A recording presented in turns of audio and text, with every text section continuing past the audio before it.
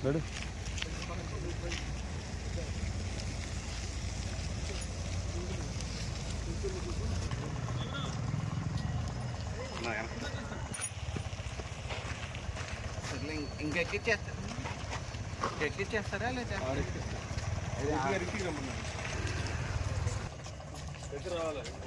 మీరు దగ్గర కొనండి సార్, కొద్దిగా దగ్గర కొనండి.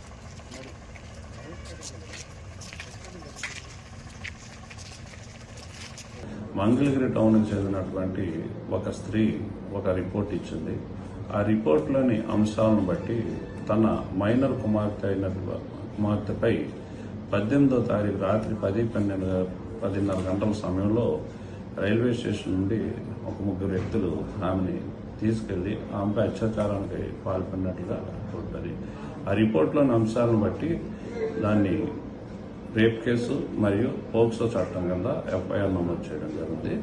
గుంటూరు ఎస్పీ శ్రీ ఒకల్ జిందాల్ ఐపీఎస్ గారి ఉత్తర్వుల ప్రకారం ఈ కేసుని వెంటనే నేను ఇన్వెస్టిగేషన్ టేకప్ చేశాను.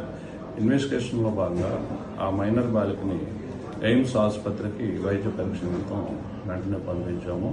అలాగే ఈ కేసులో దర్యాప్తులో తేలిన ప్రకారం ఈ కేసులో 4 ముద్దాయిల్ని ఐడెంటిఫై చేశాము.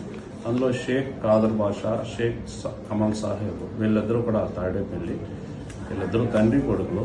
షేక్ కాదర్ బాషా డ్రైవర్గా పనిచేస్తాడు, షేక్ కమల్ తన కొడుకు ఎలక్ట్రీషియన్గా పనిచేస్తాడు. అలాగే మిగిలిన ఇద్దరు కూడా షేక్ సలీం, షేక్ రబ్బానీ వీళ్ళిద్దరూ కూడా డ్రైవర్లు, విజయవాడ ఉన్న ఏరియాలో ఉంటారు.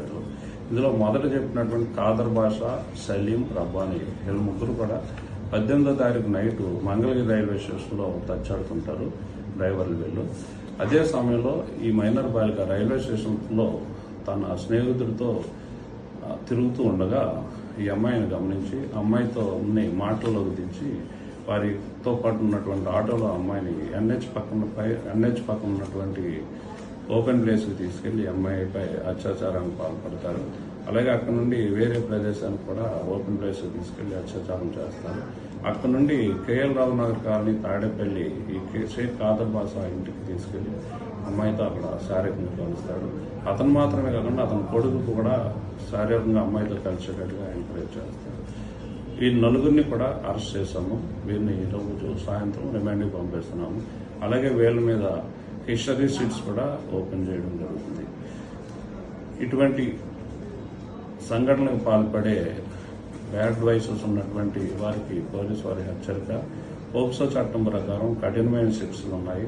మైనర్ బాలికలతో శారీరకంగా కలిసిన వారి యొక్క శరీరాన్ని తాకిన వారి మీద ఎటువంటి ఈవ్టీజింగ్కి పాల్పడినా కూడా 20 సంవత్సరాల వరకు శిక్ష పెట్టడానికి అవకాశం ఉంది, నాన్ బెయిలబుల్ కేసులు.